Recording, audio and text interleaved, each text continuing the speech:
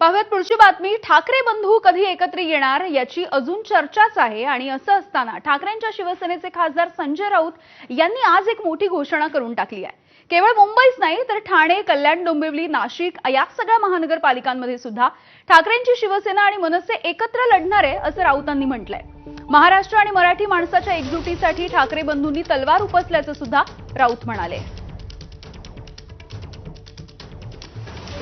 मुंबई महानगरपालिका ठाकरे बंधू एकत्र येऊन जिंकणार आहेत। माननीय उद्धव ठाकरे, माननीय राज ठाकरे। नाशिकमध्ये सुद्धा आम्ही एकत्र लढणार आहोत। ठाण्यामध्ये आम्ही एकत्र लढू, कल्याण डोंबिवलीमध्ये आम्ही एकत्र लढू।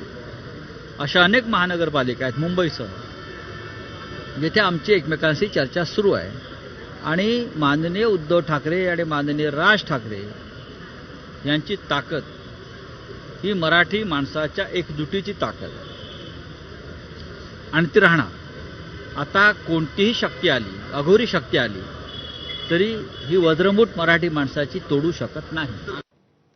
तर आपण पाहिलं की राऊतांनी ठाकरे बंधू एकत्र लढतील अशी घोषणा केली आणि यानंतर भाजपच्या नेत्यांनी उद्धव ठाकरे यांच्यासोबतच संजय राऊत यांच्यावरती चांगलाच निशाणा साधलाय। दोन भावांची चर्चा झाली का?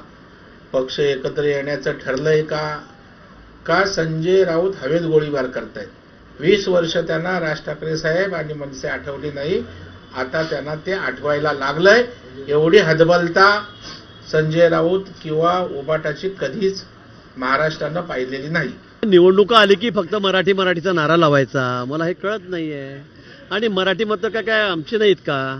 महायुतीच्या मध्ये मोठ्या संख्येमध्ये विधानसभेमध्ये आपण बघितलं, मला वाटतं विक्रमी मतांनी आम्ही विधानसभेमध्ये निवडून आलो। सगळ्या क्लुप्त्यांनी त्या ठिकाणी केल्या, सगळ्या भानगडी लावण्याचं काम त्यांनी वर्षभर त्या ठिकाणी केलं, पण उपयोग काही झाला नाही। मला वाटतं लोकांचा विश्वास आमच्यावरच आहे, महायुतीवरच आहे।